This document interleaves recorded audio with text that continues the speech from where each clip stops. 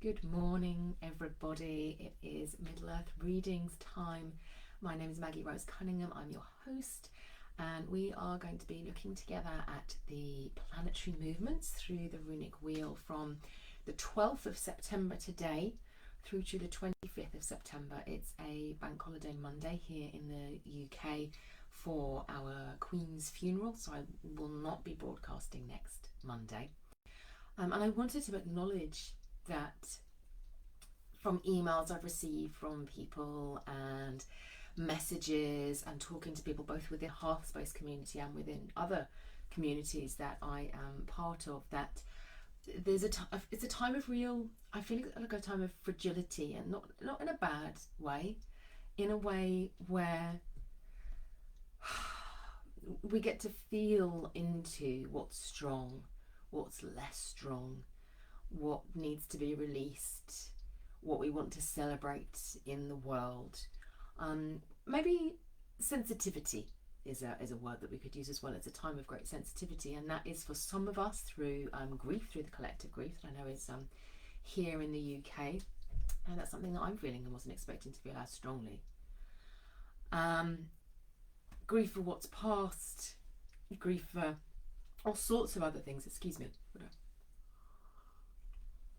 Cough that's a recurring cough that's been coming over the past few days, which I think is also a releasing. I'm not ill, it just keeps coming up. I'm also aware that we are in retrograde with Odin's chariot, and I think it was Suzanne was mentioning to me today that she's been looking at some of the solar activity that's been going on and is also very disruptive to a lot of us. So I just wanted to acknowledge that it is not an easy time, and I'm reminded that I've been working with a number of clients this week, and we've been really feeling into the energy of autumn, which came very strongly here again in the UK at the beginning of the week. It suddenly felt like it had turned from summer into autumn.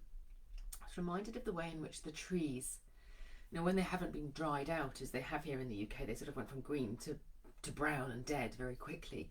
But when our autumn, comes, normally we get this time when the chlorophyll, and I'm sure I'm going to get the science of this wrong, goes first. So the green goes first, revealing the colours of the leaves underneath. It's like they reveal their true colours during this time because they don't need the chlorophyll. It's saying, we've done our work. We've done the work that needs to do, so we're going to release the chlorophyll, and we have this period of time where it's glorious celebration of colour before they then release their leaves as well. And for me, it is a time with autumn of looking at celebrating what has passed and acknowledging it and really feeling into it. And I know that there is in the world, there is a lot of celebration, but there is also a lot of judgment at this time. And I think with that, for me, that comes second. It's like, let's do the looking back and drawing in what we want to celebrate, what we want to harvest from this time, the glory of the leaves. And then the next stage, according to nature, is to release and say, okay, what are the things that do not serve us anymore? And that's the sort of the stages that we go through when we're going through grief, but also any form of death and rebirth process, which I know for a lot of people that is the case at this current time. And that's very strong with the energies that are coming through for this next 2-week period. As I said, I'm going to be doing the 2-week period. I've never had a period of time when I've done Middle Earth readings when a single rune's energy has been so strong. Here is the rune, Kenaz. Rune of creativity, the rune of torches, the rune of enlightenment. And I wanted to share with you, if I can find them, some words that I find inspiring from Elizabeth Gilbert, and this comes from her book Big Magic: Creative Living Beyond Fear. And I think that even the title, that creative living beyond fear, can describe a creative process. I often work with the cycles of nature when I think about creative processes. Am I in the period of spring, or am I summer, am I autumn, am I winter? Each of those phases is a letting go of the old and a bringing in of the new, and I've just talked about the autumn phase there. And Elizabeth Gilbert in this piece talks about the the paradox of creativity. It's, that it's not all fabulous and wonderful. I'm now in my creative flow. It can be difficult as well. And she says creativity is sacred and it is not sacred.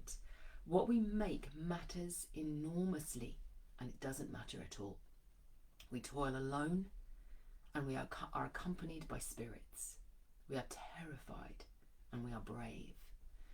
Art is a crushing chore and a wonderful privilege.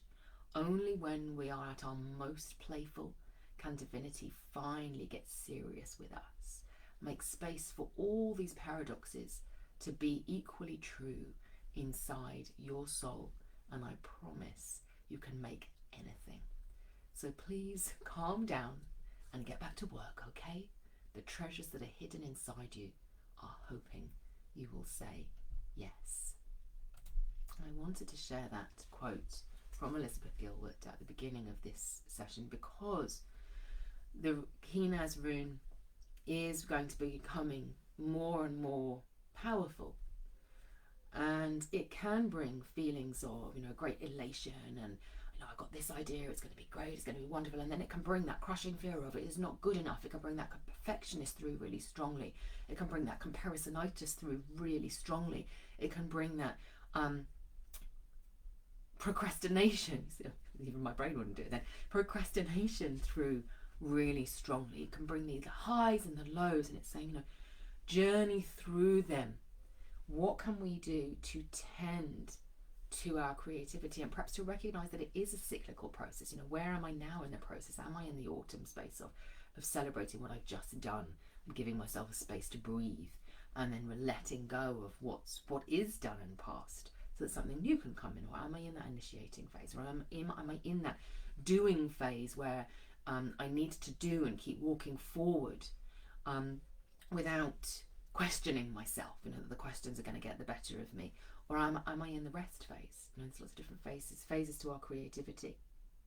So let's have a look at the planetary movements. And I can see lots of people are sharing their runes of the week. So just a reminder, because I'm doing 2 weeks, you can choose this rune to be your rune of this week, and then you can take another rune next week, and that's fine. Or you can hold in your mind the intention that you're going to have this rune for the next couple of weeks, because there will be no Middle Earth readings next week.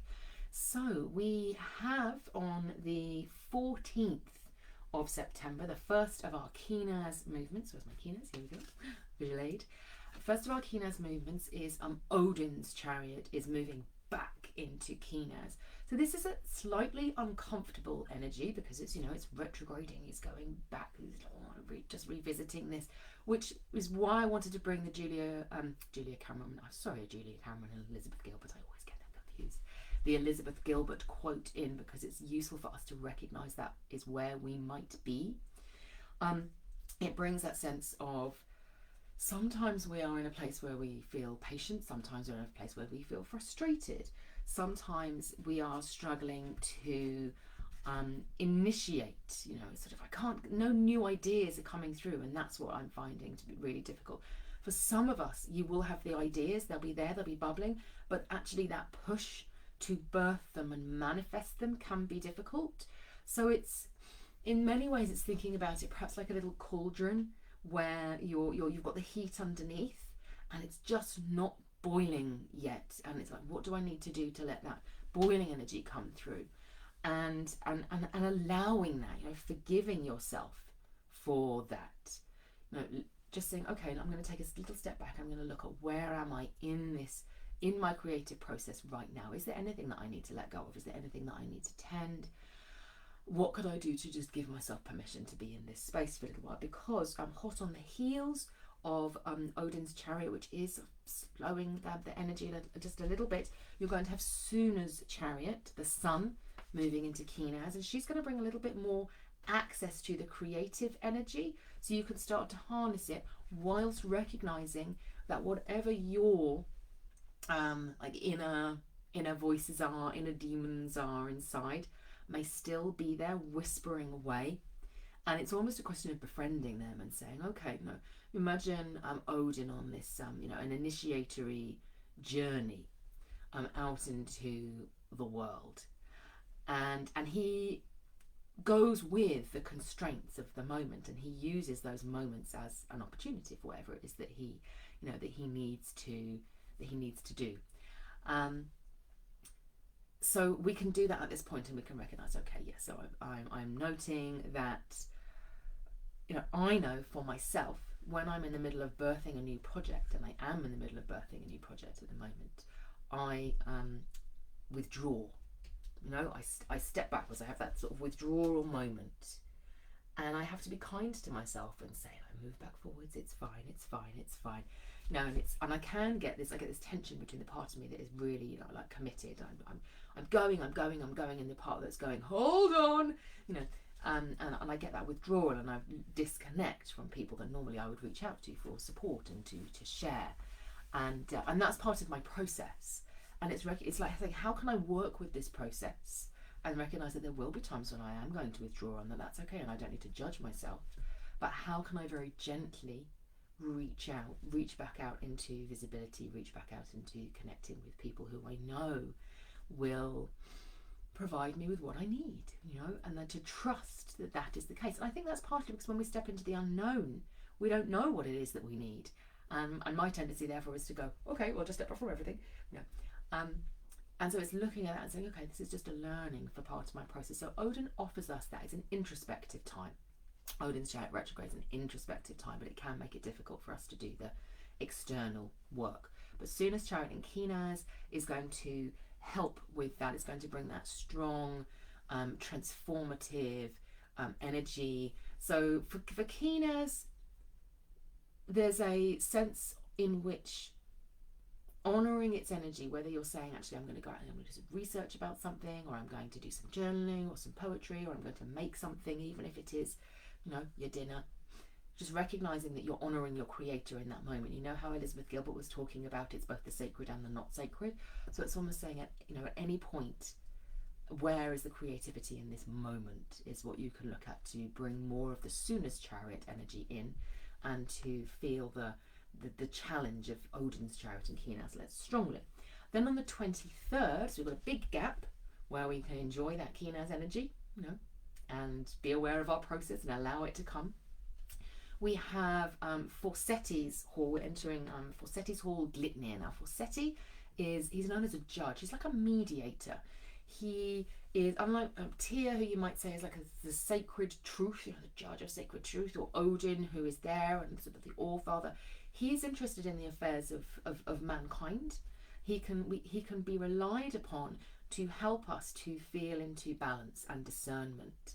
So he will bring more of that influence of the later runes as well. His hall spans Kenaz and Gibo and Wunyo, so it's like a month we're in his hall. So if you are struggling with, what am I supposed to be doing? What's happening right now? He can be a really great patron to call on to say, I need clarity and balance. I'm looking for clarity, I'm looking for balance, and I'm looking for that discernment that Forseti brings, that isn't about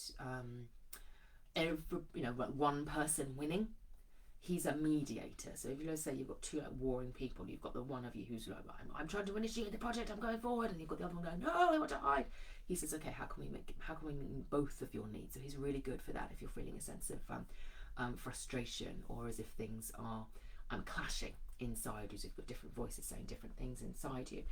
And also on the 23rd, we have Frigg's chariot entering Kenaz again. So we have Odin, we have the sun, Suna, then we have Frigg also coming into Kenaz.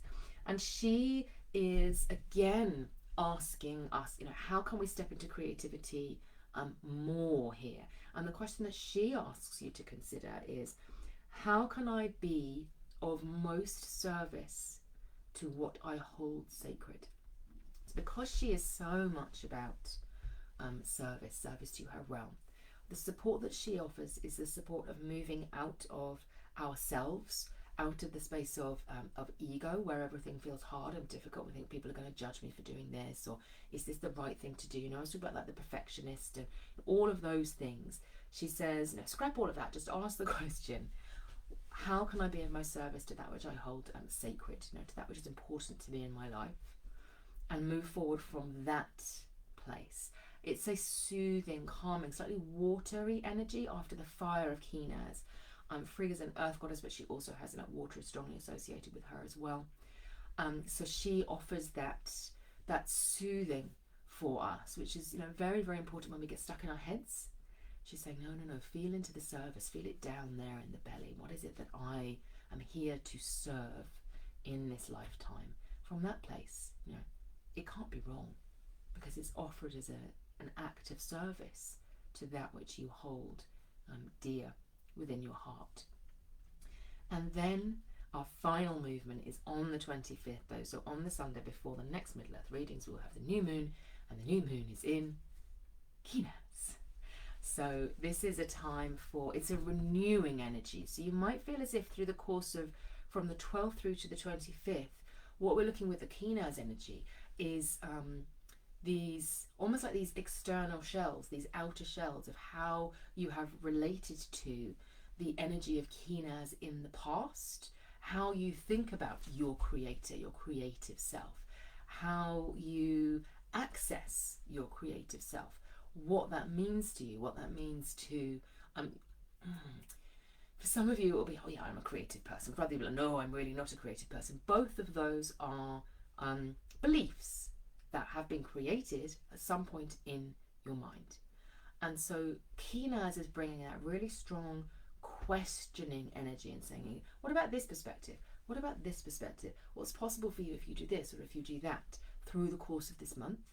And then once we get to the new moon, it's a time for saying, okay, I've done that work. I'm releasing all of that old stuff that's not serving me anymore, and I'm bringing something new in. So it's a great time for setting intentions and moving forward with a purer, clearer Kenaz energy.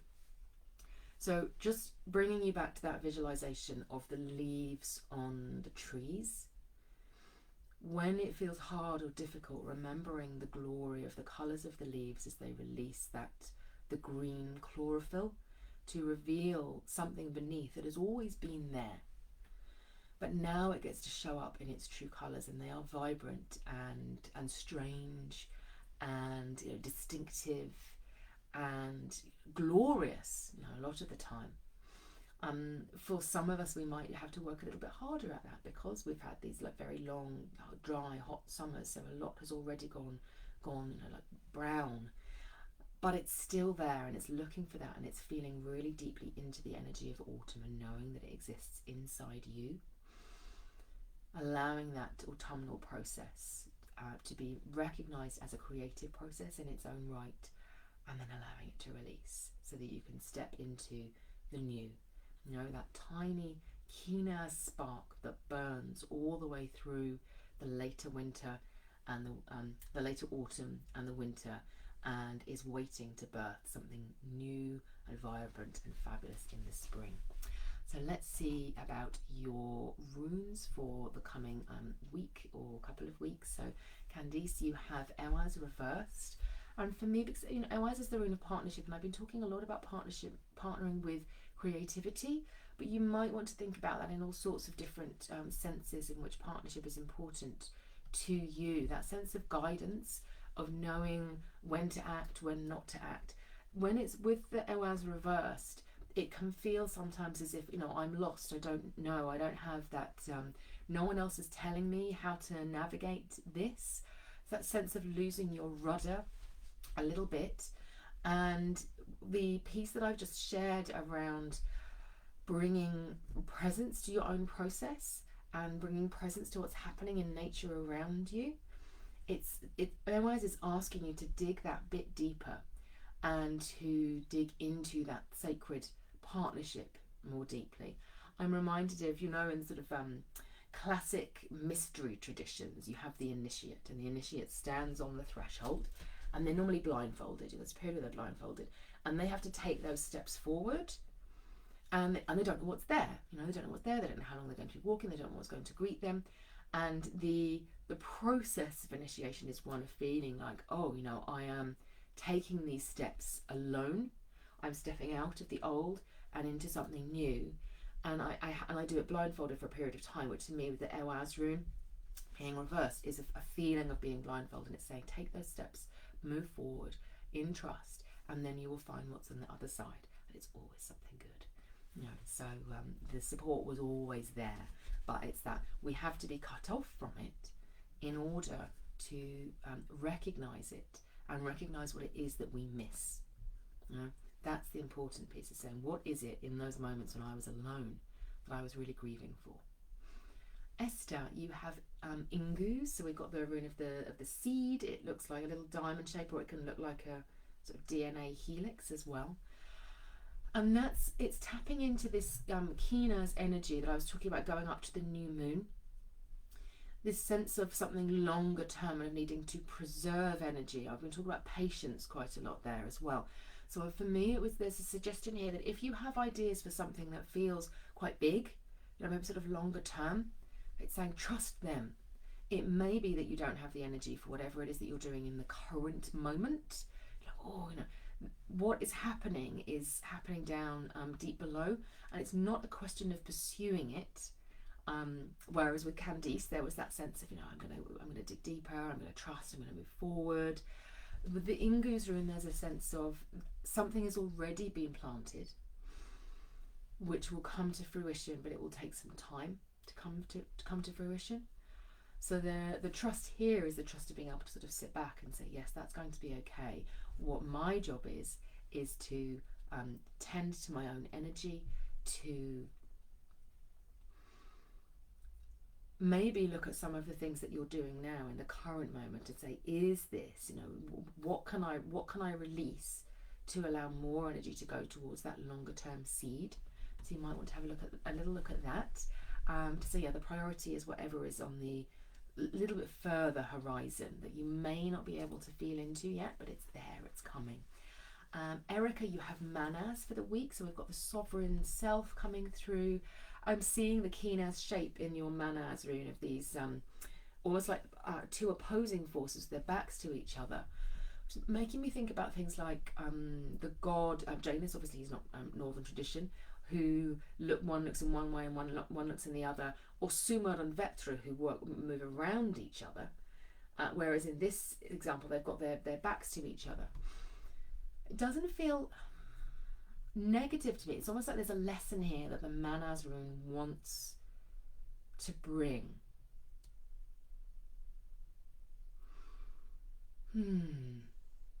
It's coming. I'm just going to have to speak and see how it flows through, Erica, for you. One of the conversations that I have a lot with people that I'm working with, particularly people who, they're looking to run like spirit-led businesses, say, I want to be taken seriously, I want to be credible, I want to be taken seriously, I want to have like evidence base what I'm doing, but I'm running a spirit-led business. This is important to me, that juxtaposition of oracular evidence and oracular knowledge and evidential knowledge, so that's what I meant to say, that comes together. And people have this sense of wanting to present a consistent front. I need to be really clear up front, what it is that I stand for, how it is that I work, where my credibility is, and that can be very difficult when we are managing complexity. And it's, for me, this is a period of time of claiming all of those different parts of yourself and saying the key that binds these things together, is me. I am. I'm not just the bridge, I'm more than a bridge. With Odin and his ravens coming and flying, Hugin and Munin coming and flying, and he is the integrator. So it's saying, actually, part of my power is the ability to synthesize knowledge that comes from different places. It's not that when I present one piece, one facet of that, that's because I'm sharing information. It's not who I am. Who I am is bringing all of that information in all of the time. So I think it's that Kenaz piece of recognizing that the world can be quite divisive in terms of the forms of knowledge that it values, the forms of being that it values. Some people believe in one thing, some people believe in the other, all of them believing that they're right. It's recognizing more and more that the sovereign leadership has to bring both of those things in, and that you clearly have the capability to do that. Maggie, your rune is Perthro. You're much more of a flowing energy with Perthro. So Manaz is that it's that strength and that stability and that sense of identity and purpose and realm. Perthro is a partner to the Manaz rune in that sense, because again, when we are managing complex identities, when we're saying sometimes I am able to bring intuitive wisdom through, but other times I will go and I will read a book and draw wisdom in that way, and see how a scientific experiment came through. Perthro brings a play and a lightness and a trusting the flow and a resilience and an optimism to your approach to life. And it also says, it's that distinction between the things that you can control and saying, yeah, these are the things that I can control, and then there are things that I can't control, and actively offering them to spirit, to whatever you call that, to the gods, to fate, to weird, and feeling safe in the flow of weird. So it might be a question of doing some deep release work there.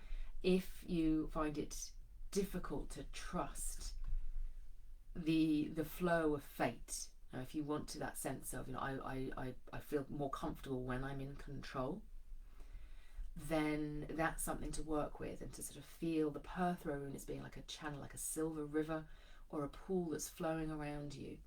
And when you allow yourself to be in that current, in that flow, do you feel more supported and excited, or do you feel more like out of control and fearful? And Perthro asks us, open deeper and see what's beneath that, and open deeper and see what's beneath that.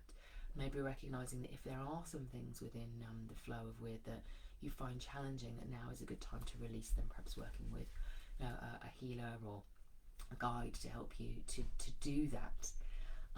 Because then, when we stop forcing ourselves to take responsibility for things over which we have no control, or thinking that if I allow myself to be in worry or fear around this, somehow that is taking control.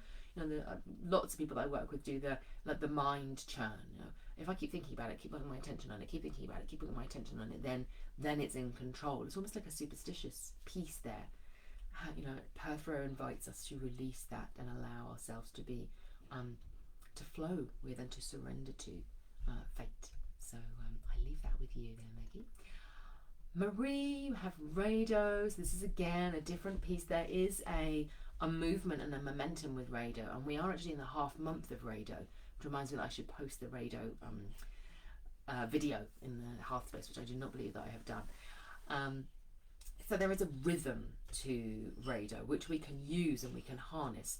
So whereas with Maggie I was talking about going with the flow and surrender to a certain extent, with Rado there is a recognition that we can create momentum for ourselves through looking at the rhythms in our own day and how they honour what's happening around us, and how we allow those structures, like the structure of the day, to conserve our energy for what we need and we want to pay attention to. When we spend a lot of time going from one thing to the next thing to the next thing, so that a lot of people talk about, they say, I want to be in freedom. A lot of creative people say, I can't possibly have a to-do list or a schedule or anything like that, because it will thwart my creative flow. Maybe that is true for some people. My own personal experience has been, as a creative soul, that the more I allow ritual and routine to guide my day so that I can flow through it, the more energy I have available to my creative outputs. So creating structure in order to maintain momentum. It's things like coming to do these lives every Monday. I think so carefully before cancelling a live, because they are part of my momentum. Connecting with you is part of my momentum. I feel a bit miserable when I haven't done Middle Earth readings with you all. And that's something that for some people they'll be like, oh, I'm doing a Facebook Live. It's not the thing that I'm looking forward to. I love them. I look forward to them, and it's a container and a channel for me that allows me to be of service to my community. And so I want to maintain that momentum, and I look forward to them each Monday.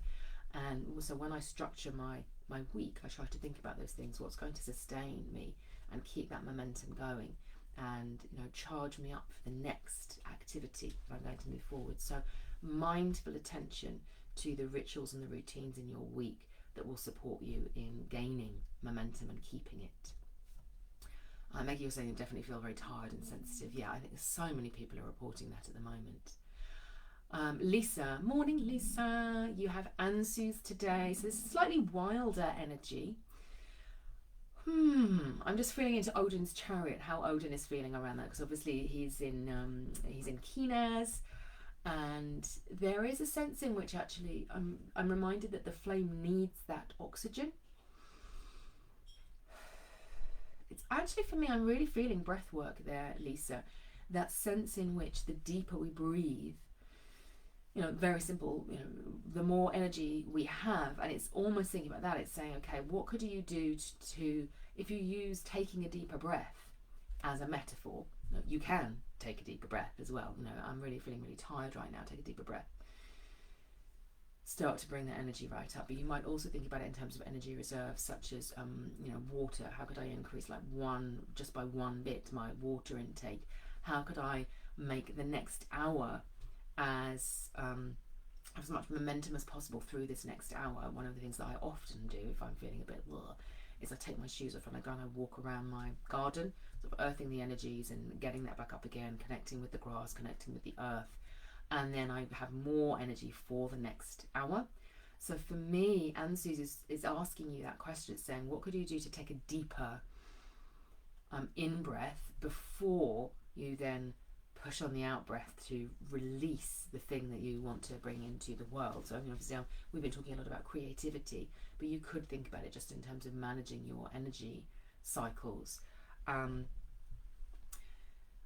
Again, I'm just going to draw on personal experience, and you'll have to sort of translate this into whatever works well for you. But I know that if I read a chapter of a book before I go to bed, rather than watching a Netflix episode, I will feel better the next day. Doesn't mean that I always don't choose to watch the Netflix episode, but there are times when, as I'm suggesting here with the Ansus Kenaz partnership, where it's really helpful to bring some mindfulness to that, so that if I want more energy for tomorrow, I'm going to choose to do this before bed.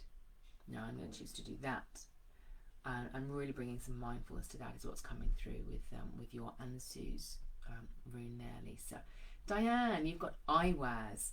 So we've got a much more rooted connection. I'm really feeling the call to dig really deep and draw in that earth energy. I think that for you, that is about sensitivity. It is about, all the things that I was saying at the beginning. Lots of, you might think about it as we release, collectively, whatever's going on with the sun, whatever's happening with Odin, all of this Kenaz energy. You're releasing stuff, but everybody else is releasing stuff as well, and the earth is releasing stuff, and the sun is releasing stuff, and it's all release. And there is a period of time when that all flies around everywhere.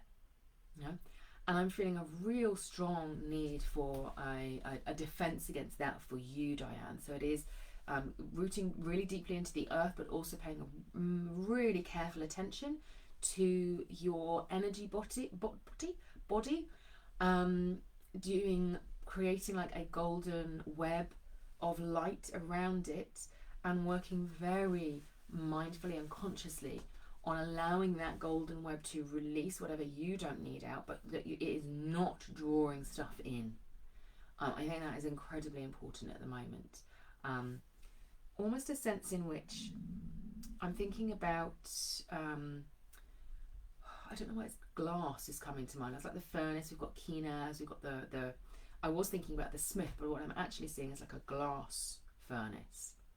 There's glass that you can get that can have bubbles in it, or it can have different colours in it, or it can have swirls of patterns in it.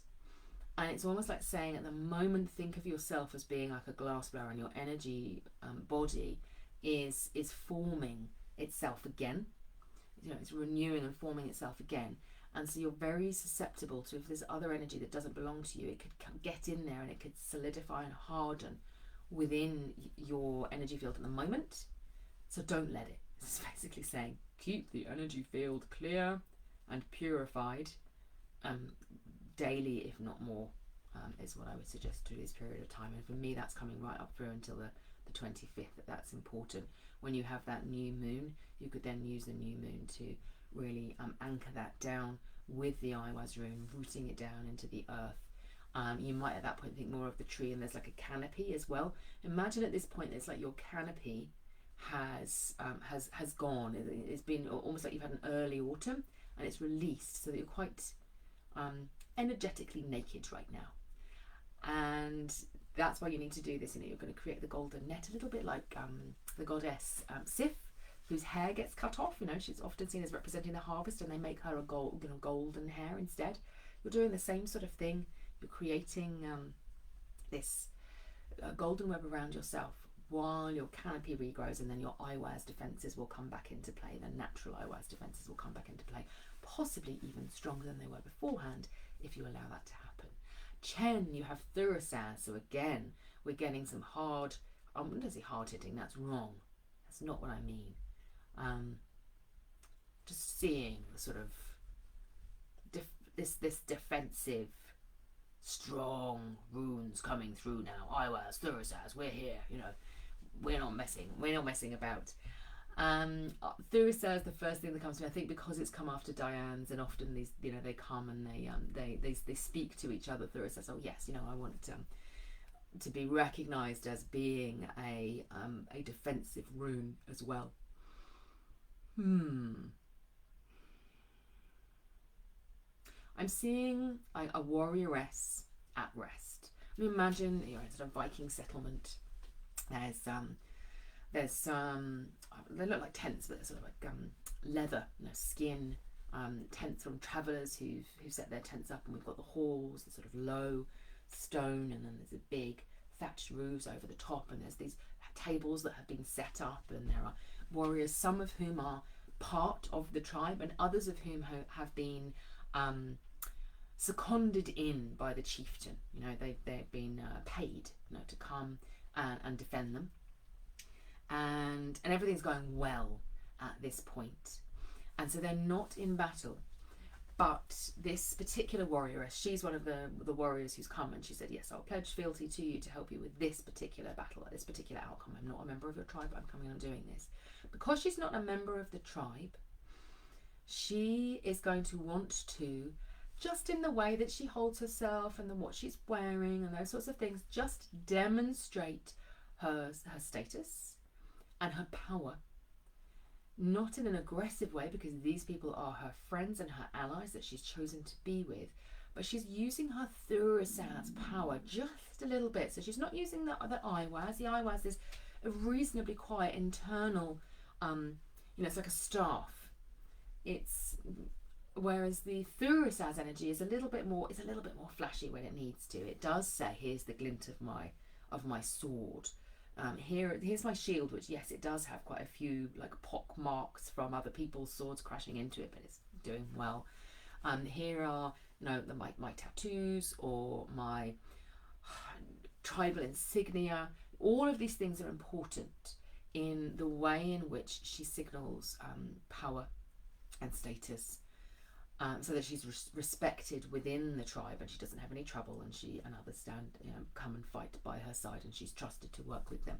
So I think that's the Thurisaz energy that's coming through and asking for a bit of a play. It's saying, how visible do you make your power in the world? Do you try to come across as non-threatening? I'm not suggesting that you do one way or the other, Chen. I'm just, and again, sometimes these things are for others as well.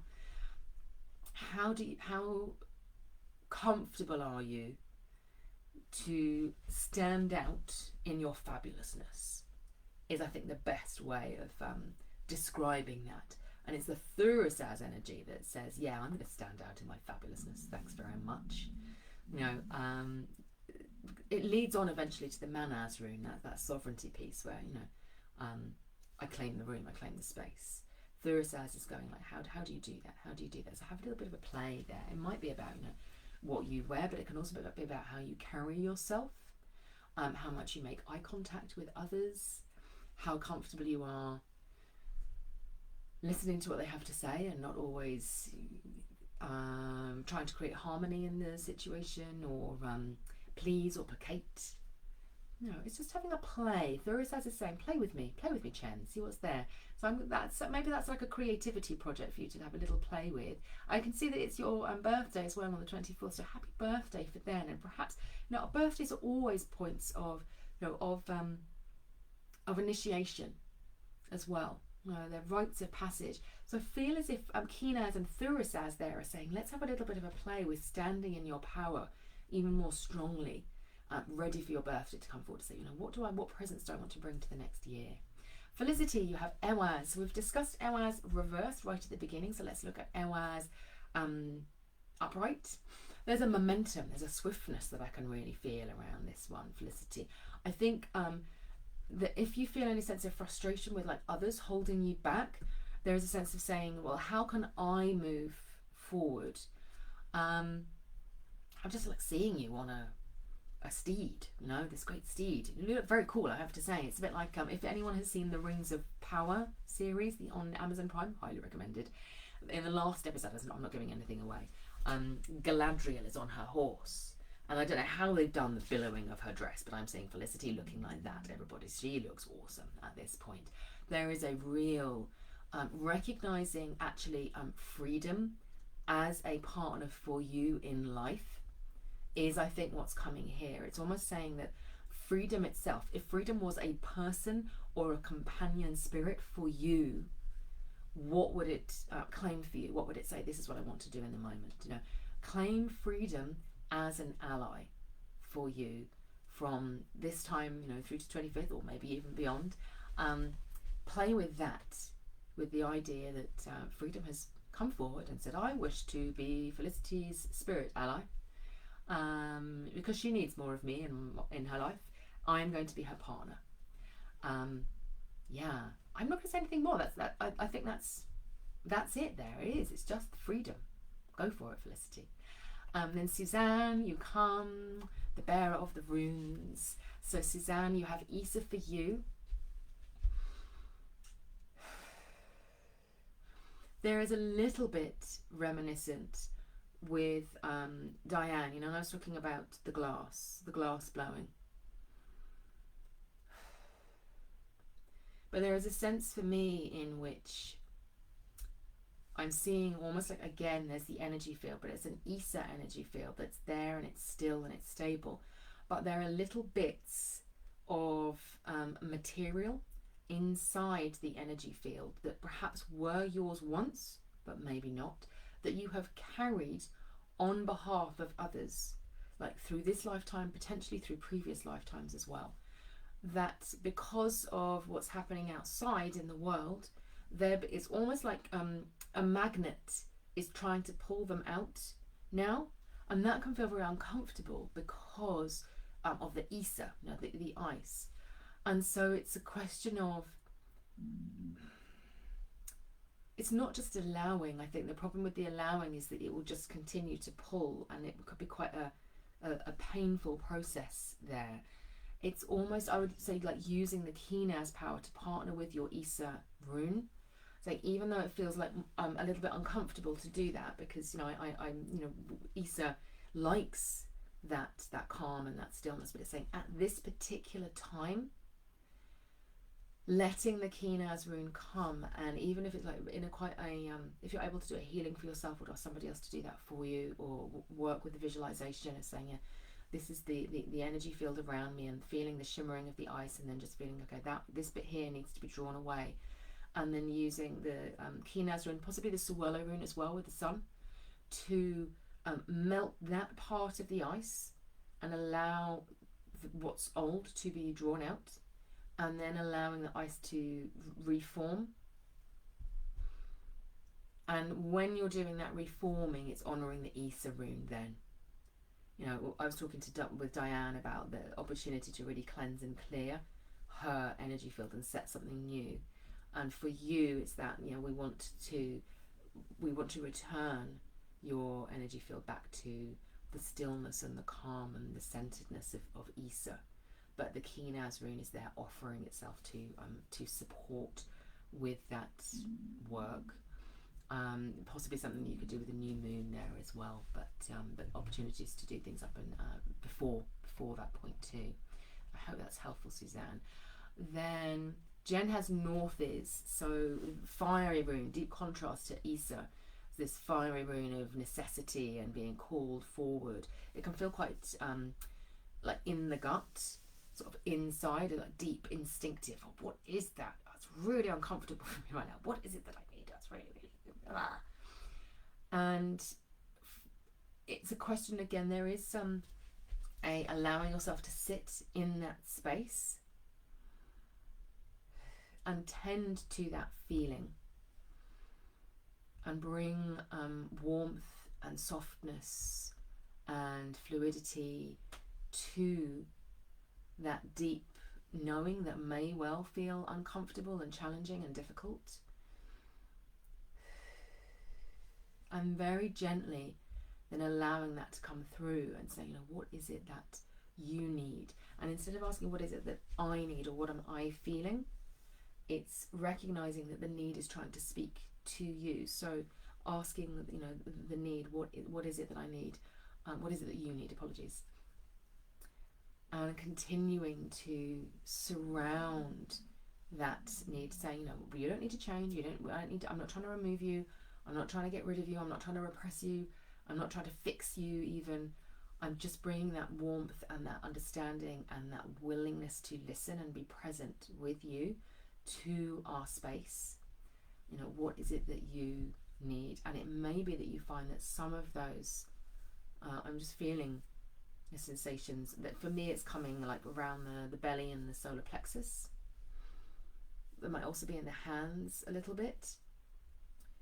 That again, some of those things might be yours, they might be old, they might be residual, they might be your body saying, I need to eat a different food, I need to go for a walk right now, you know, I need to do some deep releasing work. But it could also be that you're holding on to other people's stuff and that there is a tending and a nurturing that can be done there and then a release.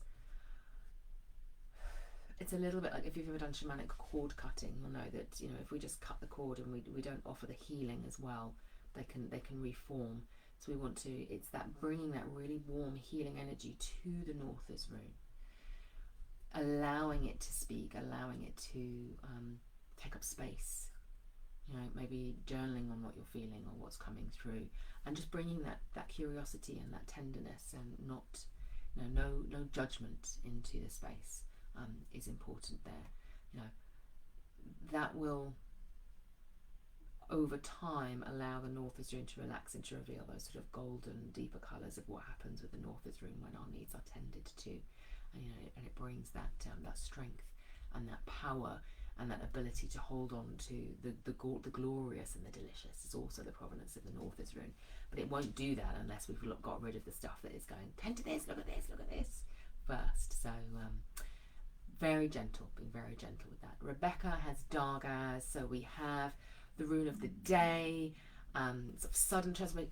It's moving forward and walking forward. And what I've been really present to with the Dargaz rune, which has been very, very strong for me recently, is that sense in which sometimes we trust our heads, sometimes we trust our hands, sometimes we trust our experience, our memory, and sometimes we just have to trust our feet and walk and know that we will be able to respond into the moment to whatever comes. So if you have those instincts to say, I want to try this,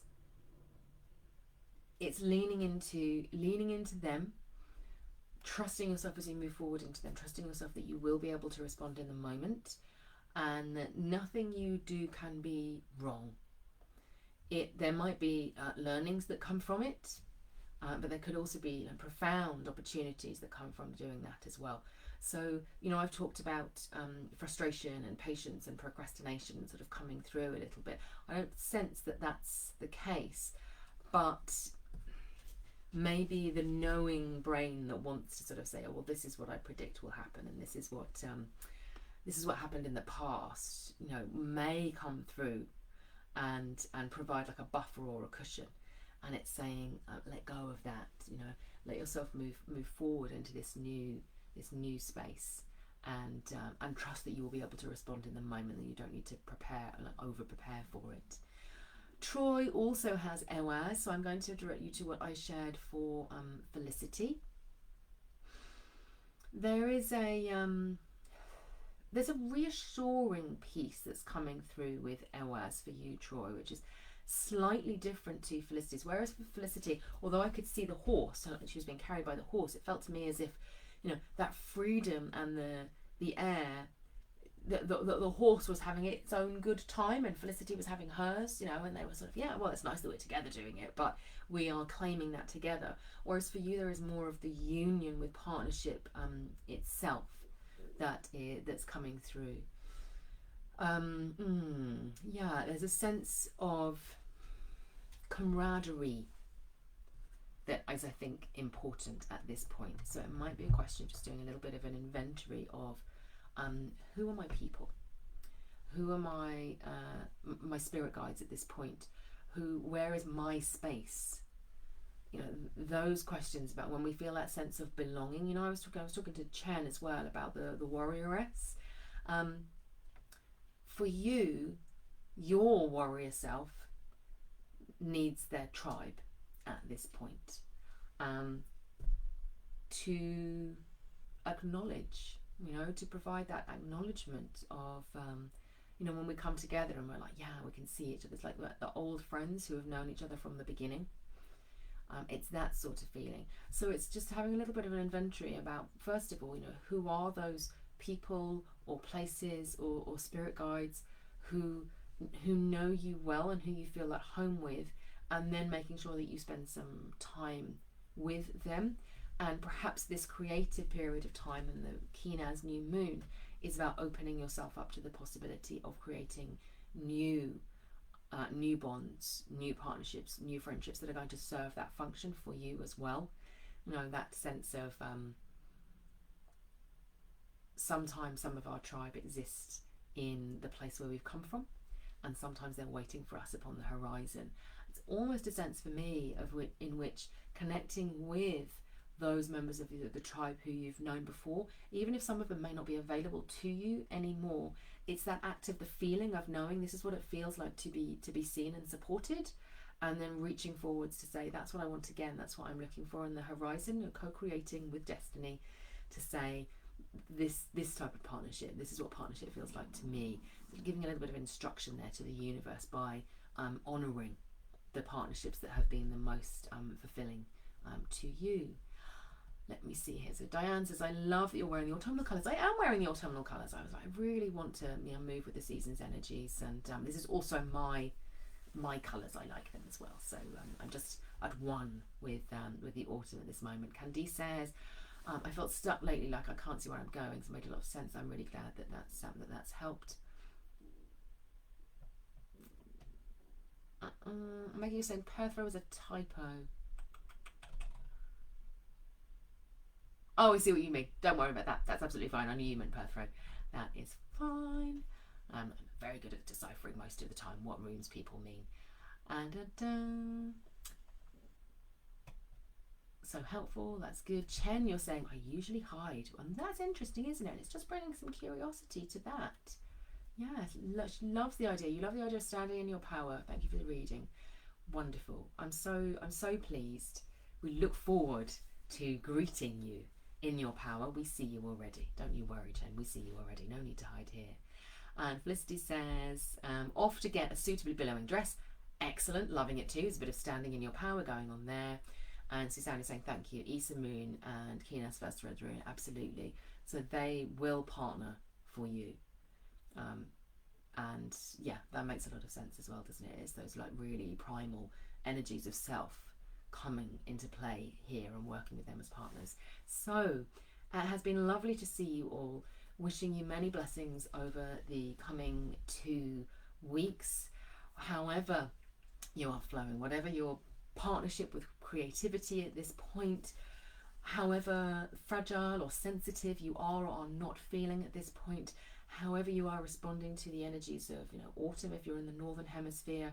For those of you here in the UK who are experiencing that real sense of collective grief, we are there together, and all will pass and all will be reborn. So let us do our absolute best to be deep and proud and powerful and magnificent in the passing away and in the rebirthing into the future.